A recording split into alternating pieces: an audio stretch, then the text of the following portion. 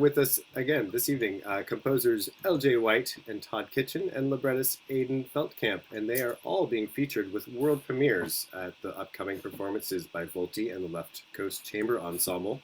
The performance is titled On the Threshold of Dreamland, and it's part of Left Coast Chamber Ensemble's Winter Wandering Festival. These performances will take place Saturday, January 25th in Berkeley, and Saturday, February 1st in San Francisco. Again, these are both going to be world premieres, so let's find out all about those world premieres. But first, of course, we have to find out more about cocktails. So LJ, let's start with you. What beverage are you enjoying, or not enjoying, as the case may be, this evening? No, I am enjoying it. So I don't drink, but I have a very like singerly drink of hot water with honey and a little bit of apple cider vinegar. So that's what I'm drinking tonight. Uh, Possibly sounds weird, but it's delicious. Great. And we're just going to pause for a technical moment because I have a note from Giacomo saying Bob says he's in the waiting room. Can I let him in? And I can't because I'm not showing anybody in the waiting room, which makes me wonder, is there a secret waiting room somewhere, That Giacomo? only Bob knows about. Well, or that a bunch of audience people are also inside of. In my Oh, Hey, there Cole, were can two you different let links. Bob in? I think he's in the waiting room. So I just spoke to that. I don't have anybody showing in my waiting room, so I'm wondering if there is some secret waiting.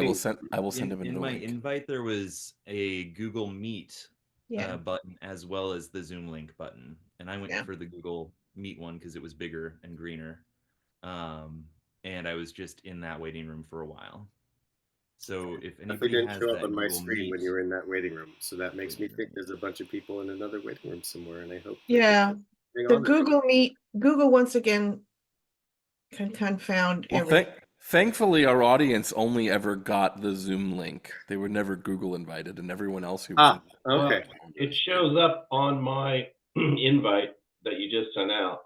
That invite was to the people that are on this screen right now, as opposed to the marketing email that would have gone to the general audience. Yes, Bob should be in now. I think he just found the Yep, Zoom. I just clicked the button for him. Fantastic. Thank you. Yeah. Google strikes again. Hello, Bob. Welcome. Sorry to be late, but I do want to say, hey, LJ, I do want to say that for once I can actually say I'm having mulled wine. I haven't asked you. Ooh, bold move. Anticipating your requests, your Okay, question. well, I will mull over whether or not to ask you about what you're drinking this evening. There we go. Okay. So LJ, you were telling us about your beverage of choice, and I've already forgotten what that was. That's okay. It's hot water with honey and a little bit of apple cider vinegar. It's good for the voice. Yeah. And would I feel like there's a term for a drink like a shrub? Is it a shrub? Ooh. Do you know that term, a shrub? I heard that term. I don't know, to be honest. I believe a shrub is a non-alcoholic cocktail that has some type of vinegar thing in it. I think I tried making it once, and after a few sips, I then poured some gin. I know there's many that enjoy it. And Aiden, what beverage are you having this evening? Yeah, I usually don't drink as well because I sing a lot, but tonight I did make something. I made a variation on a dark and stormy. We got like this box of flavored just little mini guys of all different types of alcohol that had all kinds of weird flavors, and I've been trying to go through all of them.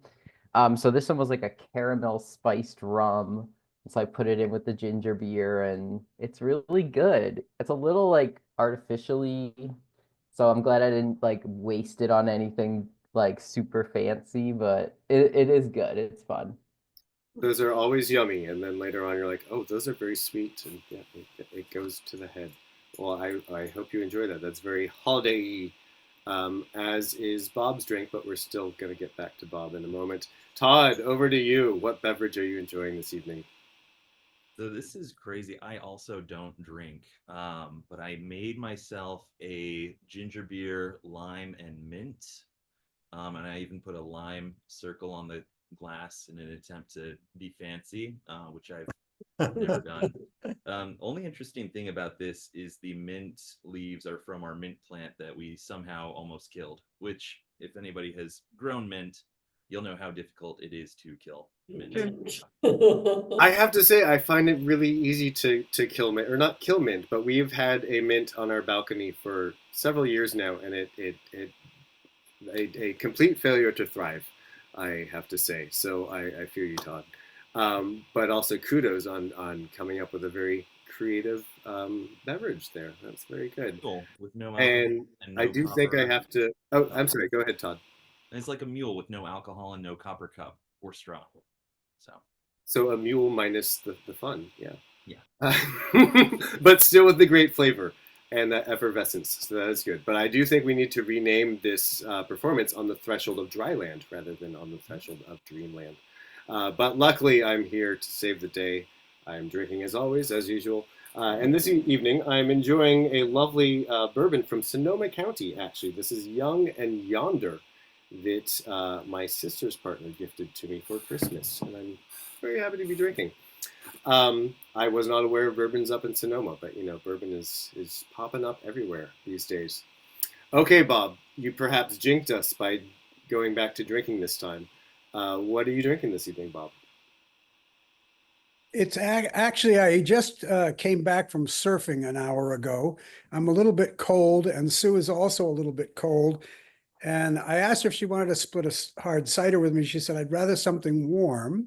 And this is left over from our New Year's Eve when we had Mark Wingus and Eric Tuan and Eric's husband Harish and Jenny Graves, who's a singer, has a singer and a scientist, and her husband all over here at the house. And she brought over this mulled wine, but then she did this German Feuer something or other, where there was a sugar cone set on top of the mulled wine and you light it on fire. It's soaked in rum or something, and it drips into you all. Some of you are nodding yes. So this is left over from that.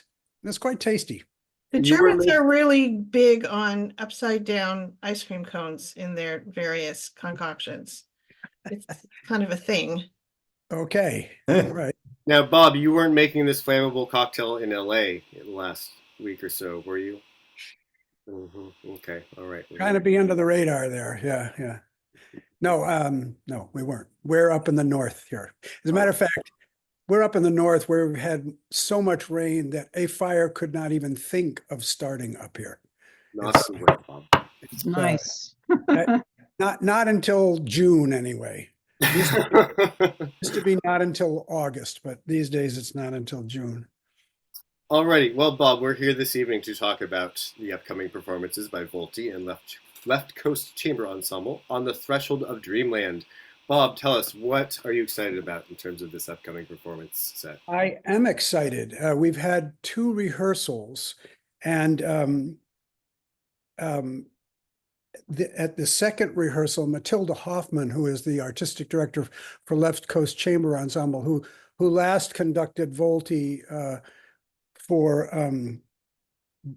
Death with Barbara, help me, Death with Interruptions, by Kurt Rohde, which was an amazing piece of music, and Matilda conducted that, and now since then she has become the artistic director of Left Coast. And she's going to conduct this place, which is LJ's new piece. And I had gone through the piece with the singers last Monday and, just started working through it and solving the problems and all of that. And Matilda came in on Wednesday and conducted it and brought a grace and interpretation to the piece instantly, just by being different than me. And I sat and listened and did a little coaching, but I was totally smitten with the piece. It's a beautiful poem. As a matter of fact, I might run and grab my score, or maybe LJ, you have it handy. It's a remarkable poem, and the setting of it is,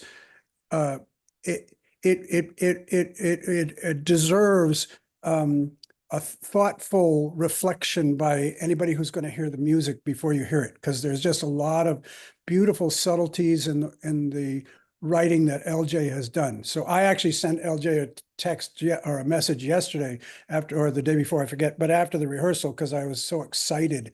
I mean, the last piece LJ did, I never remember names, but was a very successful piece for us. But we didn't commission that one, right? Was that for the crossing or something, LJ? It's called A Carol Called Love. Yeah. Yeah, and we've often kind of done pieces that Crossing has done because our tastes are similar and our forces are similarly capable. And that was a great success. People love that. Emily, I remember you especially loved that piece because every individual singer had solo parts. And so just hearing, And people, the audience really loved that. yeah, a lot. the audience was very responsive. This is quite different. This is really a choral piece, not a solo piece, but special. So I'm pumped. I'm looking forward to it. The other two pieces that Volti are doing, we're reprising both of them. One of them is Witches by Laurie San Martin. As a matter of fact, Cole, I will dig up the link to the performance that we have of that because, I don't look backwards too often. And when we decided to redo Witches, I wanted to see, well, what do we do the first time? So I went back and I listened to the performance.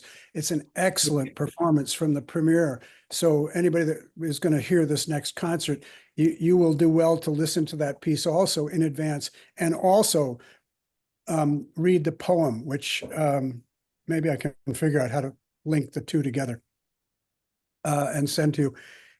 So that's exciting. It's for 2 oboes and cello.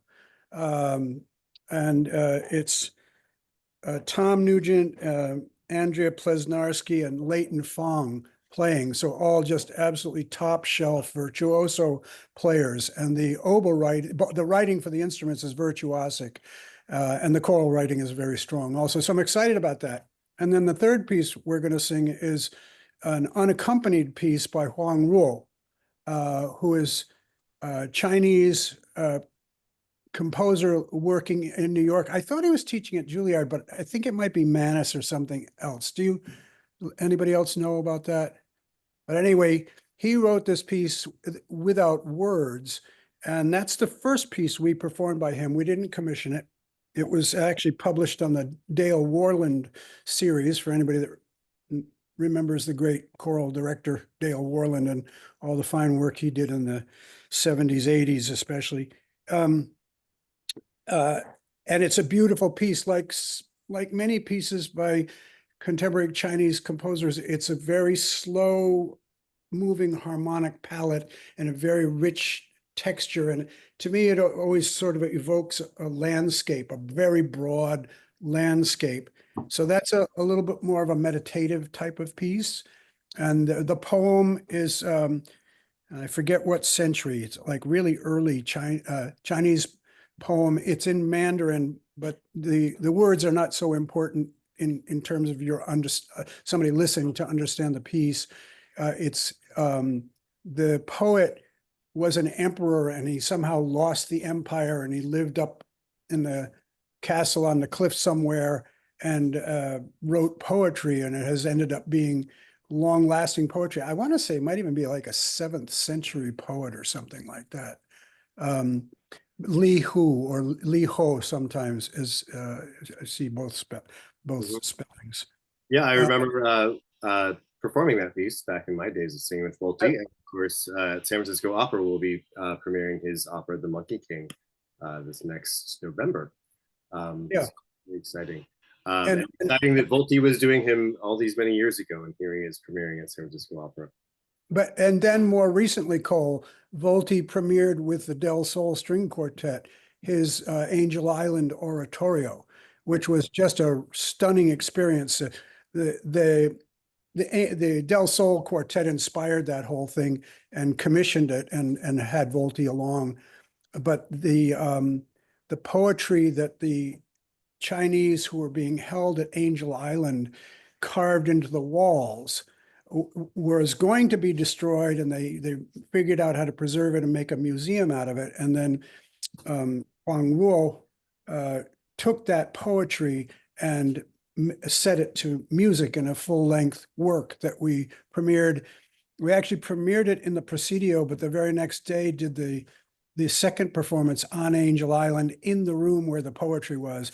And it was a very striking experience. And it happened that that room had excellent acoustics. So it was Did Bob, and that was a totally different performance. So we're going to get back to this performance now, which again, for those of us just joining us, we're talking about the upcoming performances with the Left Coast, that's the second time I did that, Left Coast Chamber Ensemble on the Threshold of Dreamland. The first piece we're going to talk about from that upcoming set of performances is This Place, a new premiere composed by LJ White with lyrics by Aiden Feltkamp. So LJ and Aiden, let's talk to you guys. Tell us about this piece that we're going to be hearing. LJ, let's start with you and the music, and maybe how did this project begin? Sure. So, well, it's a commission piece, and I was so excited to get to work with Volti again, because it has been a while, but Volti commissioned a couple of other pieces from me 9 years ago now, and awesome experiences, and it's really exciting. And Aiden and I have known each other, what, a couple, like a year and a half now, maybe something like that. But we've been working together in a program called the American Opera Project's Composers in the Voice Fellowship.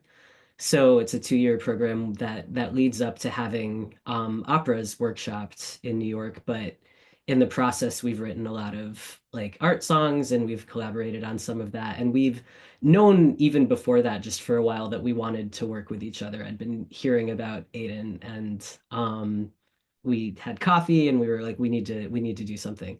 And so this felt like a nice opportunity to work together on a choral piece, which is something that we've wanted to do.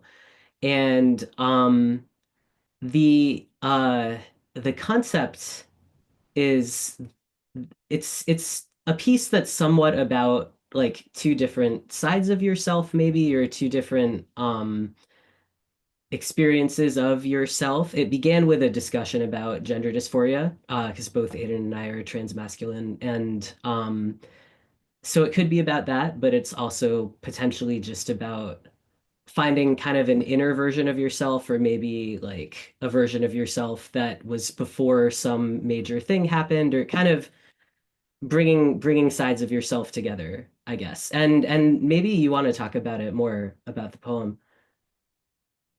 Yeah, I love writing poetry for choral works because I love to find this place or a way of kind of conveying an idea that's so specific that you feel it intensely, but is broad enough that people can reflect their own experience onto it, and therefore experience the piece and the poetry through their own lived experience.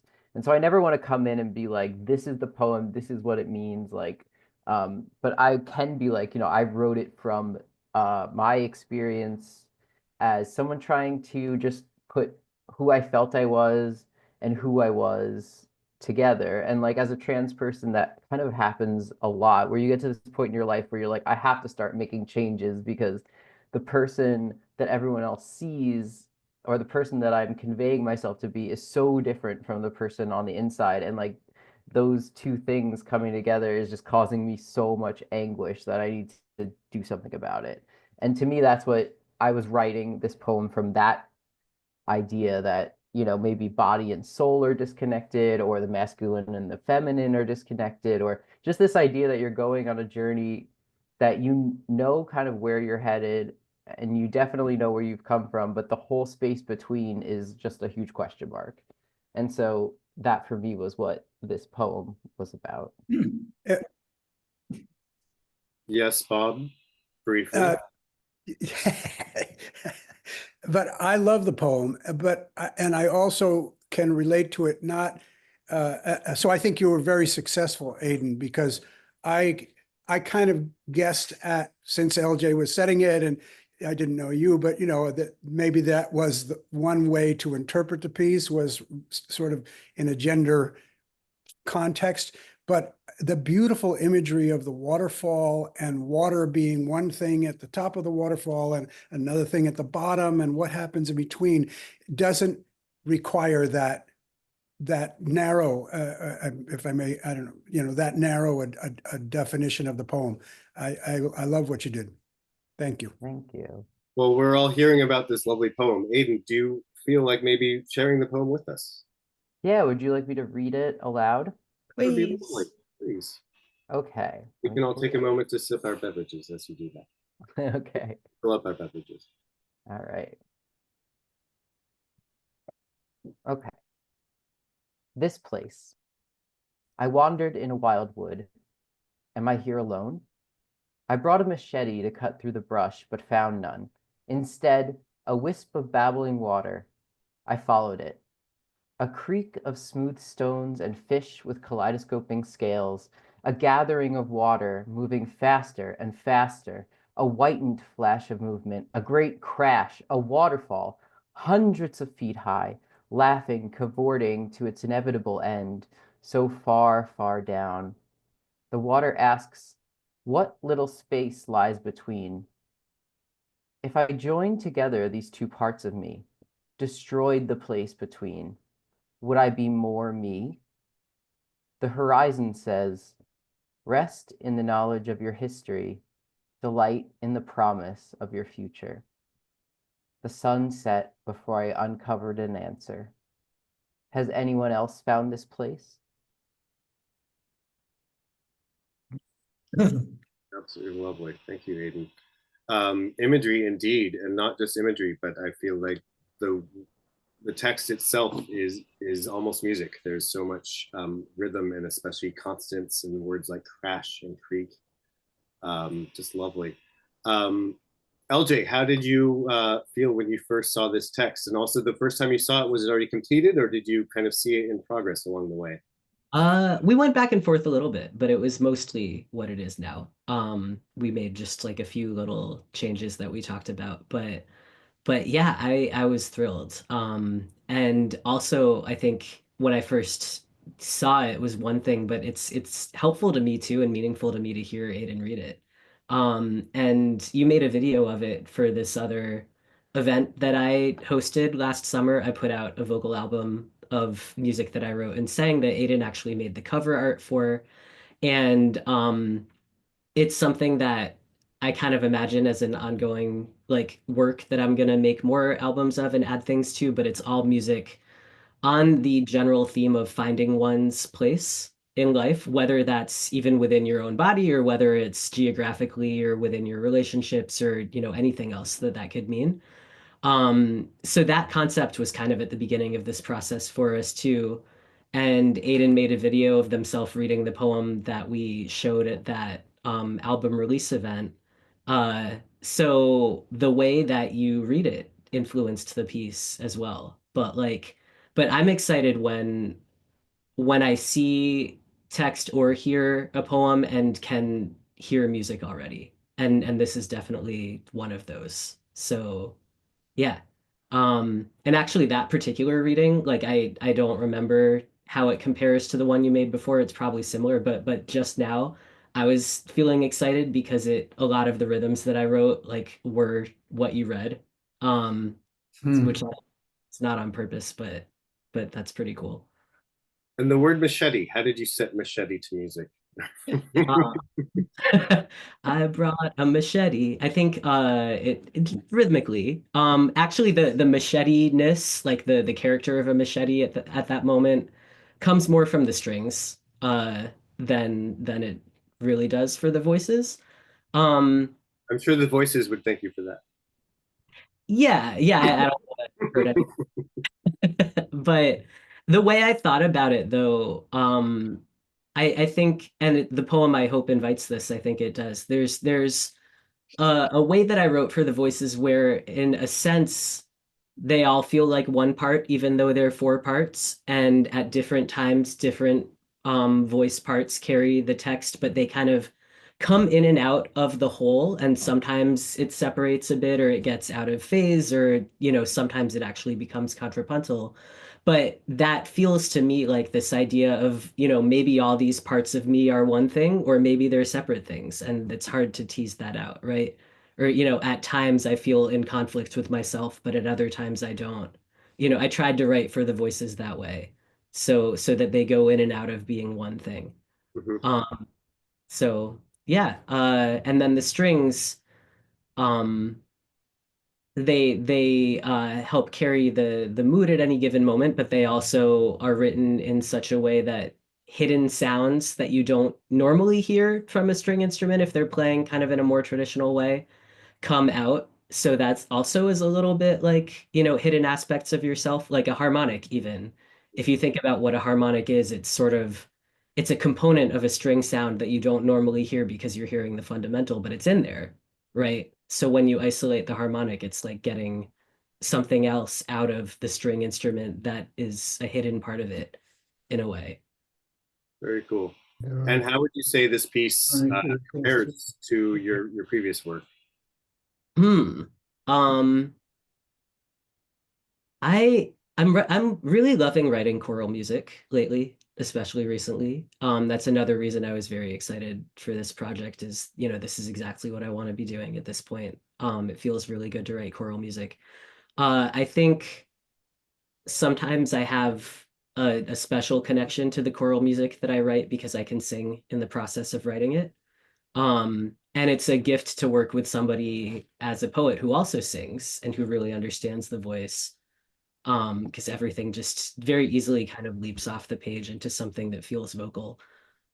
So I think I feel like there's a naturalness to this piece that I'm excited about. Nice. Well, before we talk to Aiden a little bit more about this piece and talk to you both about your collaboration, and of course, before we move on to Todd, we're going to listen to one of your past choral pieces. This is a carol called Love, which is something Volti has performed before as Bob. Sorry, I was looking at your name on the Zoom screen there, Robert. As Bob mentioned earlier, we've done your work before and shared this work with The Crossing. So it's actually the recording from The Crossing that we're going to listen to. This is from The Crossing's album Carols After a Plague. And again, the piece is called A Carol Called Love. And LJ, do you want to give us any more info before I hit the play button? Sure. So this commission from The Crossing came about a year and a half after the COVID-19 pandemic. And the idea of the project is that they commissioned 12 composers to write pieces that were a reflection on that first year of the pandemic, but not even necessarily on the pandemic itself. It also could have been about George Floyd and Breonna Taylor, or just about, any number of things that happened that year that were difficult, right? It was a really difficult year. And it was a holiday season concert, so they asked us for creative takes on what a carol is, but one of the things that we were talking about early in the commission is that a carol doesn't have to be a holiday song. It can also just be a record of a time, right? And a lot of these really early carols, they're these big epic stories, right? They like tell the story of something, that happened as it's remembered by the person who made that carol. Like Good King Wenceslas, for example, is this like giant epic. Um, so so I wanted to make something that kind of chronicled what that first year of the pandemic felt like for me. And I found a poet named Alex Dimitrov who had created this poem over several years on Twitter, the platform formerly known as Twitter, where every day he would post a tweet that started with the words "I love," and then it would just, be something that was on his mind that day. And he did it every day for years. And that encompassed, March 2020 to March 2021. So I put together lots of these "I love" tweets, that to me felt they weren't explicit about the events of the year, but they really captured the way that the year felt for me. It was a lot of like leaning into friendships and, thinking about what time even means and feeling depressed and, just a lot of things that felt very meaningful and came together well. And the soloists I chose the text for, but then there's all this like background murmuring where the singers are actually choosing their own "I love" tweets, because I wanted it to be kind of like a collective processing of that time for everybody involved. So Volti's performance had totally different text then in the background than the crossing performance. It's, it's whatever it, meant to whoever was singing. So yeah, that's that piece. And that I think that one is like this one that you're gonna hear, and that I felt quite connected to it and it came quite naturally, and I was singing while I was making it, and it's yeah, it's a quite personal piece for me, I think. Very cool. Alrighty. Well, the piece is all, or the movement, no, the piece in its entirety is almost 7 minutes. So everybody get comfortable, fill up your cocktail glass or whatever glass you may be enjoying. The artist is The Crossing. The album is Carols After a Plague, and the piece is A Carol Called Love, composed by LJ White.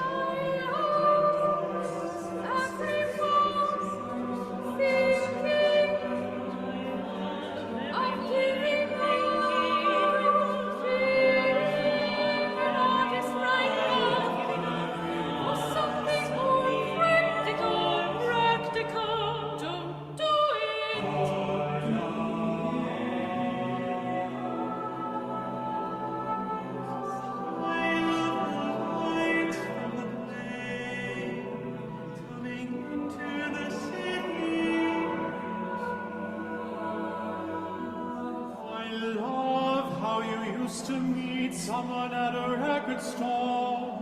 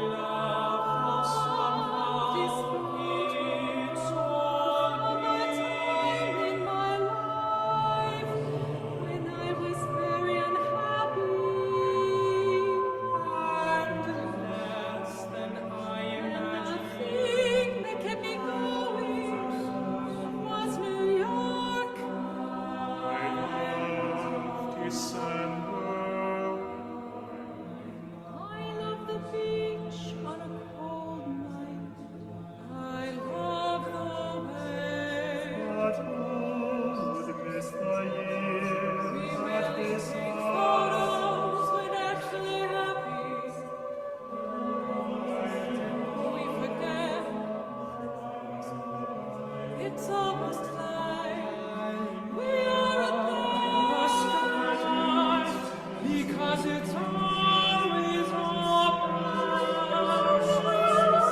to be reminded of how everything can and of how everything can and nothing none of this has to be the way that it is.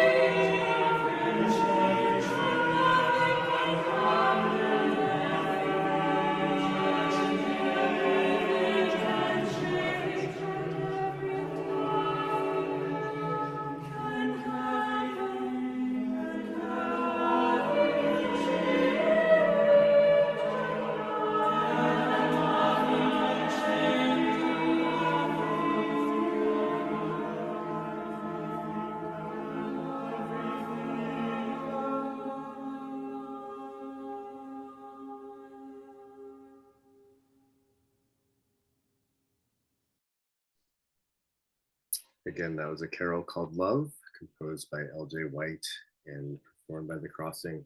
LJ, that was really just lovely. I'm feeling so serene and just ready for a night of easement after that. That was great. Thank you, LJ. Next, we're going to listen to a piece by our librettist, Aiden. And let me just scroll to the appropriate spot in my notes here. This is from a larger work called The Priestess of Morphine by composer Rosa Crayon. Am I saying that? Yes, I'm saying that. Look at that, I'm saying it correctly. This is the fifth movement from that piece, The Harvest Song. And Aiden, do you want to talk to us a little bit about this piece and the libretto that you wrote for it?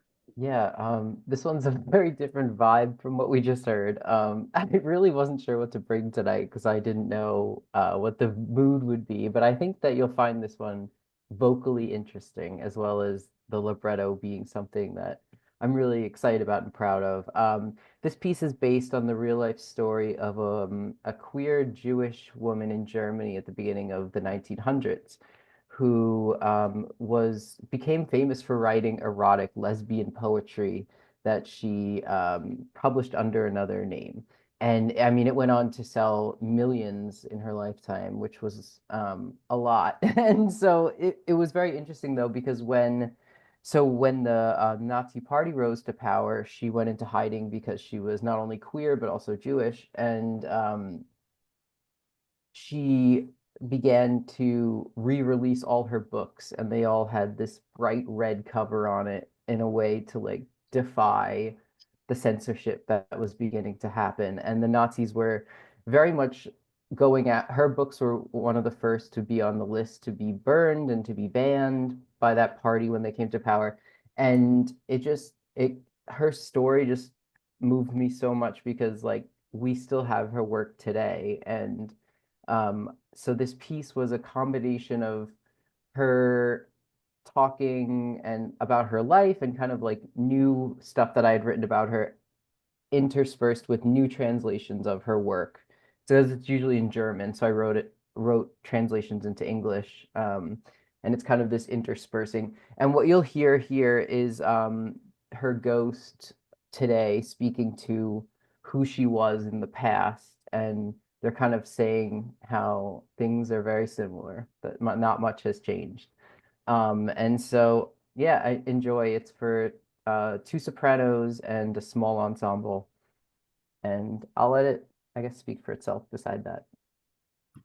Wonderful. Well, here we go with movement 5 from The Priestess of Morphine, The Harvest Garden. And this is with a libretto by Aiden Feltkamp. And we are putting the text on the screen for you all. Poppies are monocarpic. They die after flowering.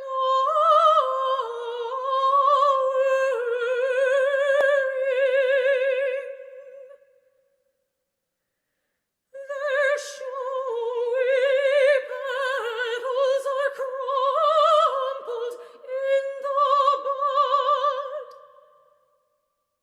As blooming finishes, the petals lie flat. Before falling away.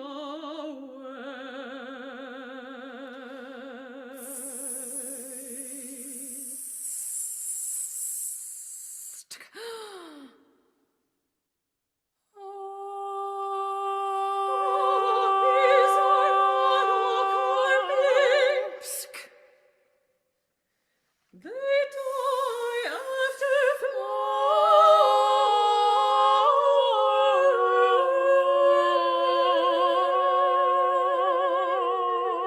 Poppies are monocarpic.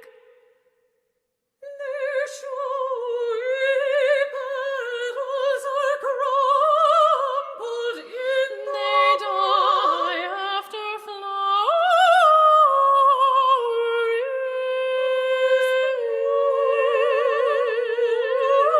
Blooming finishes, the petals lie flat. Before falling away.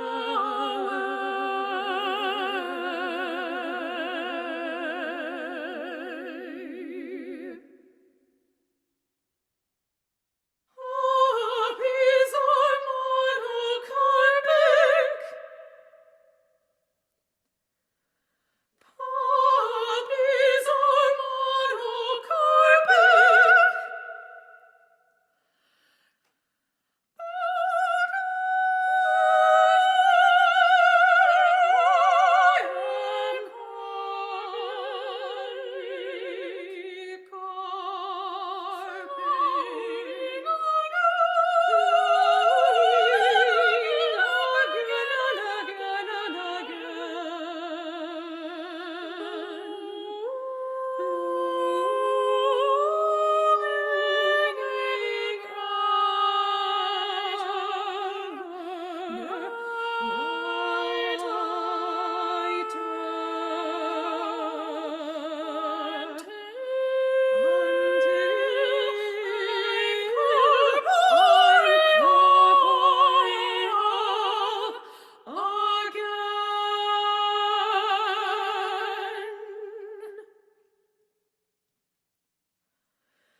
Sinew and fingertips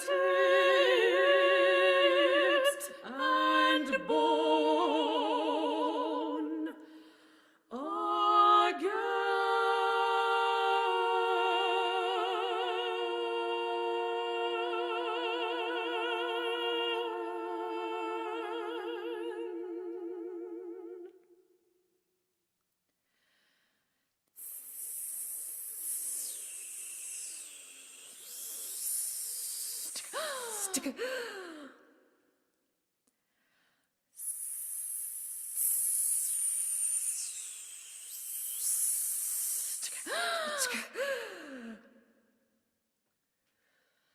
Nazis are real and they are here. Nazis are real and they are here. Nazis are real and they are here. They are here.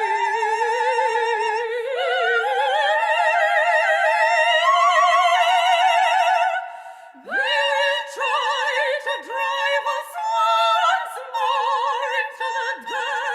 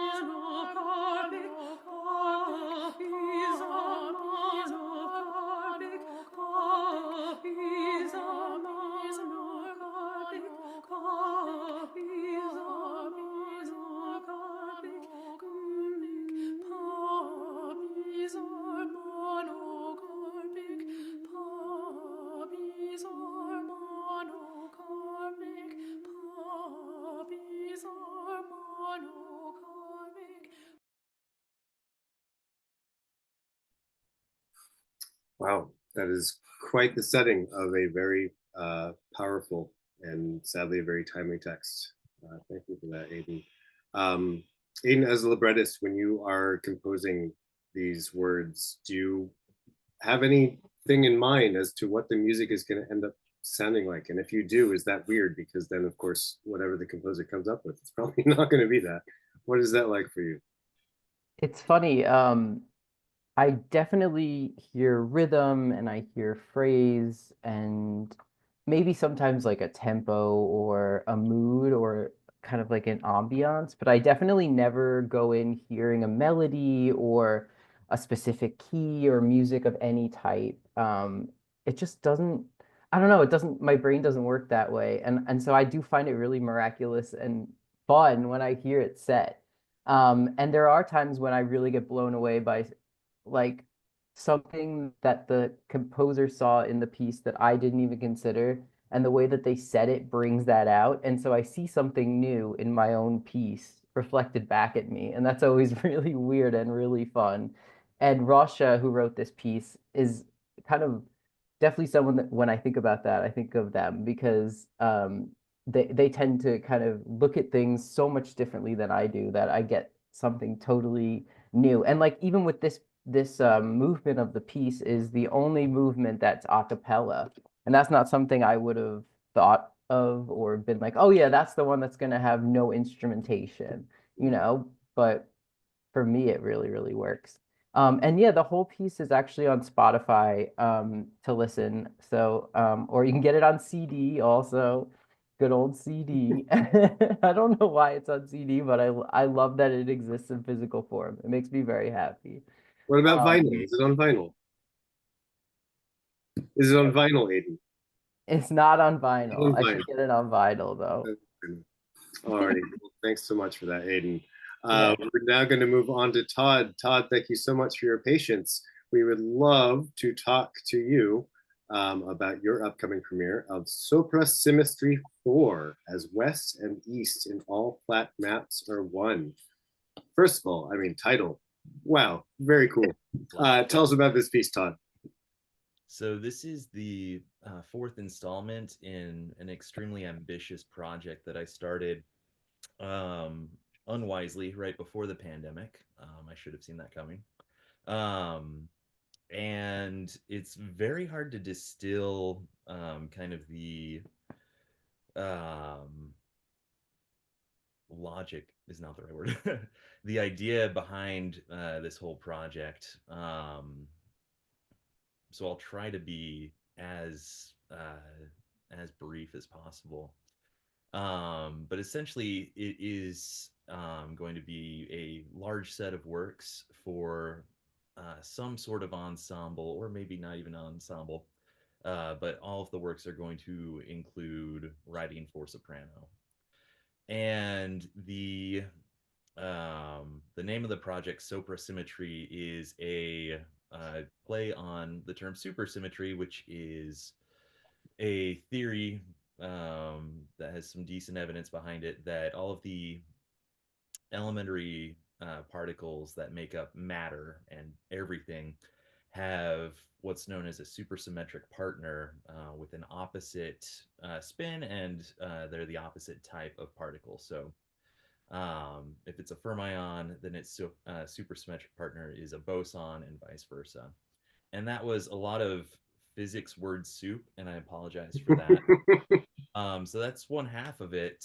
And then the other half of it is with the text that I deal with. And I, in my treatments of the text, I'm doing some sort of breaking down of the the material at the phoneme level, and the phoneme is the most basic unit of information that we have in language. So I'm drawing parallels between the building blocks of language, which make up the literature or whatever texts I happen to be setting, as well as these building blocks of matter that make up like reality. And the pieces in this series, I'm trying to craft them kind of equally between a singular concept in physics dealing with one individual elementary particle, as well as a piece of literature. And I'm trying to make it so that both of those contribute roughly equally to the formal aspects of the work, as well as um, kind of the emotive quality, I guess, of what is actually produced. Um, and kind of a weird thing that I've decided to do to that point is in my program notes, I have two different, not so much explanations of the piece, but two different things to read, and the audience is asked to only read one of them. And that kind of leans into this duality of the piece, but also into like the ideas of like uncertainty paradoxes in quantum physics, where you can know one thing about a quantum system at the expense of knowing the other, for example. So again, that was of the ramblings of a madman, and the FBI is probably on their way now after tapping this meeting. So this piece is the fourth installment. This is the first one that has a subtitle. That was actually done at the urging of Matilda, largely for marketing purposes, I think, because Supersymmetry 4 is not a very evocative or gripping title. To a physicist, it might be. I don't know. I mean, yeah, absolutely. To a linguist, it would make them very angry, probably. And the it's actually a quote, as west and east and all flat maps are one, from an old poem by John Donne, English poet from a long time ago. The poem is Hymn to God, my God, in my sickness. And in this poem, he is imagining himself when he's taken with a fever, as a map laid out on a table, and the surgeons that are attending him are like cartographers, basically. And he's contemplating his west and his east in the kind of metaphorical sense of his sun setting or his death, and how in this moment they're all kind of converging because he's one person. This is all part of who he is. And then he says, even so as how's the poem go? Even so as west dust touch east, so doth death touch the resurrection, or something to that effect. And the reason that this has found its way into my subtitle is because this poem is also quoted in an essay by Brian Phillips, who is an essayist. He wrote for Grantland, and a number of other kind of boutique online media sites that keep getting shut down by their upper C-suite folks. But he wrote this essay on a trip that he took through the American Southwest. And he started in Roswell, New Mexico, rents a car, drives most of the length of Route 66, and then at the end takes a detour up to the gate of Area 51. And this was 2016, so it was before Area 51 kind of had its big Facebook moment. And along this trip, he's documenting kind of the birth of the atomic age, the birth of conspiracy theories as part of like the American psyche at the time, and delving into all of this kind of nostalgic detritus along the way, from this era, kind of the post-war era, where there was all of this optimism and growth, but also this very new paranoia and kind of distrust and things that were kind of simmering beneath the surface. And how that all ties into the history of the Southwest, just as a place and as part of the U.S. And the whole time he's also navigating an internal personal crisis. And so towards the end of the essay is when he quotes this John Donne piece, and it's kind of this moment where he's reached this reconciliation with whatever he was dealing with. He doesn't go into any specifics, but he's able to reconcile the parts of him that he's very upset with, or just grappling with, as part of who he is, and part of a fully fledged human being. I guess fledged is not the right word, but Good to be in there. Yeah. and this work is definitely, I know I've talked a lot about like linguistics and physics and things, but this work for me actually happened to be quite personal and quite evocative for somewhat similar reasons to both Dunn and to Phillips.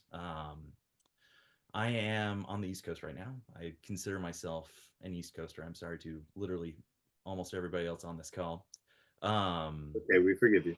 And I have spent a fair bit of time here, did all of my graduate school, grew up here, and now I've been able to find a career out here teaching as well. However, I've kind of zigzagged across the country throughout my life. I actually lived in Los Angeles, not too far from the Arcadia, I think it's called, fire, as a child, then moved east, and then lived in Arizona for a while, moved back east, did my undergrad in Utah, moved back east. So I've kind of been zigging and zagging, but I also have a lot of ancestry and personal history that's tied up in the region, that also makes very interesting, well, not interesting, maybe interesting, makes a lot of inroads with the time period that Brian Phillips is examining. So for example, my father is an immigrant. He was born in Northern Ireland and moved to the U.S. right as the Troubles started really getting going. And they settled in the middle of nowhere in eastern Arizona, and happened to be about, a 35, 40-minute drive from Route 66 and from one of the kind of roadside attractions and kind of tchotchke shops that makes a very prominent appearance in this essay. And then on my mother's side, she's actually descended from the Mormon pioneers that went out west in the 1800s. And her mother actually was living in southern Utah, and she and her siblings all contracted thyroid cancer from the nuclear testing that was taking place in Nevada. So there are all these kind of crisscrossing streams between the journey that Brian Phillips takes and the subject matter that he covers, and kind of a lot of my personal history. And for various reasons, I've historically tried to distance myself at times from some of those things, and for a variety of reasons. Like my cousins who live out in Arizona and stuff are all kind of Trump thumpers and all very kind of right leaning, and I've been maybe less than gracious just in the kind of esteem that I've held them. And I mean, it's not to say that anything behind any of that philosophy is acceptable or good or anything like that, but things like that are kind of why I've distanced myself, maybe mentally, if not literally physically, from a lot of that. And so this piece was a way for me to reconcile with a lot of those aspects of who I am, because a lot of it is like in my DNA. Hopefully not the thyroid cancer bits, but I don't think that's how that works. I'm not that kind of a doctor. And yeah, that was a lot of rambling, but this is a piece for soprano, as the title and series implies, and string quartet, as well as double bass. And the text is taken from very close to the end of this essay by Brian Phillips. He was gracious enough to allow me to set his writing And it's the moment where he arrives at the gate of Area 51. So actually, the title of the concert, On the Threshold of Dreamland, is a quotation from this piece of text that I said. But in this context, Dreamland means the colloquial name that the people that work at Area 51 give to the place. It's just one of its weird nicknames. And this is the moment where he's kind of having this this moment of reconciliation with himself, and he remarks that that Area 51 represents one of the places that when we ran out of like the Wild West in America, we decided to lock the idea of it away in places like that where they're completely inaccessible. It's like a blank on on like an ancient map, like the Here Be Monsters sort of thing. And how he had kind of done that with himself, and so all of that was just very moving and highly relatable for me. I've taken plenty of road trips with my parents where it's just desert for hours, just cactus and brown and things like that, and so all of the imagery was extremely vivid to me, and I'm not sure where I'm going with all of this. Well, that's all good. That's How all good. That over. makes, I think we're all quite intrigued to hear symmetry for as west and east in all flat maps are one. And before we get to hear that, though, we do want to hear a little bit of your previous work. So we're going to listen to a recording called "The Gallant Victory," a shanty. And this is featuring soprano Sharon Harms and the Composers Conference Faculty Ensemble, conducted by Jim Baker. And I just want to give everybody a heads up that this starts very quietly. So for one, you'll want to turn up your volume all the way. And most importantly, please do not spend the first 10 seconds or so complaining that you can't hear anything, because you just need to listen a little bit more. All right, so here we go with The Gallant Victory, composed by Todd Kitchen.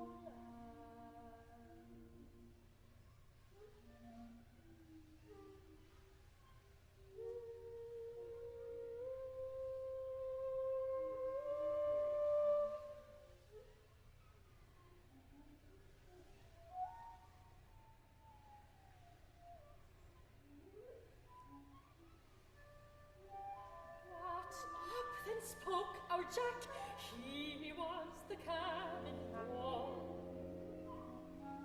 What will you give me if them I will destroy? Gold and silver store, sink her in the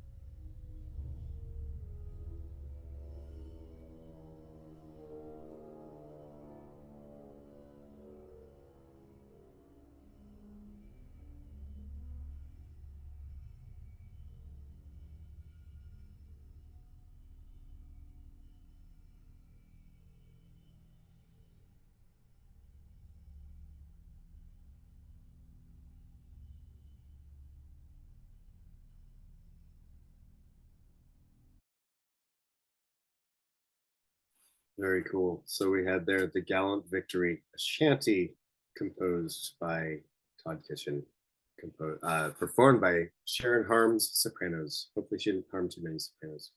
Sorry, I couldn't help that. We are going to, before we say goodnight to everyone, just end with a little bit of fun. We're going to round out the evening with a little game I like to call What the Volti Is That?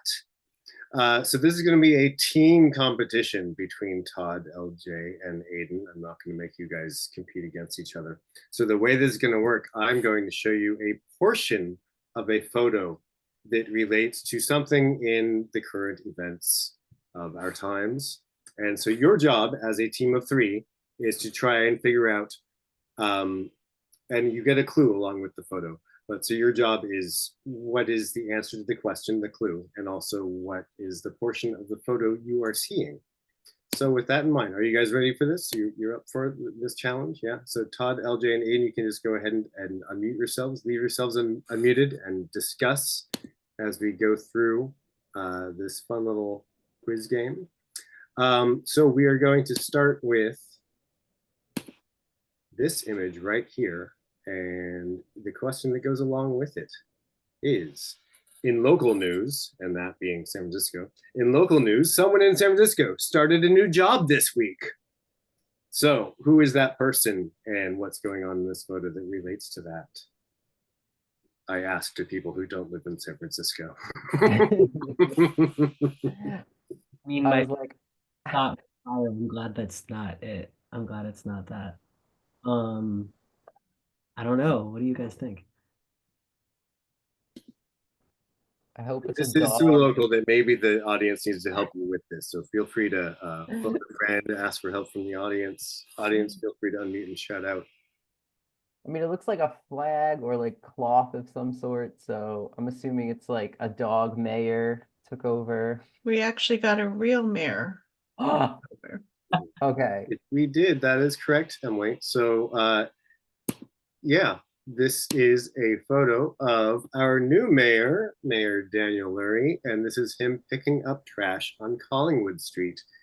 And by saying he's picking up trash on Collingwood Street, I'm in no way implying that he was picking up hookers in the Castro. He's actually picking up trash on Collingwood Street. All right, very well done, Emily. Thank you for that help there. Okay, we are going to move on to our next image.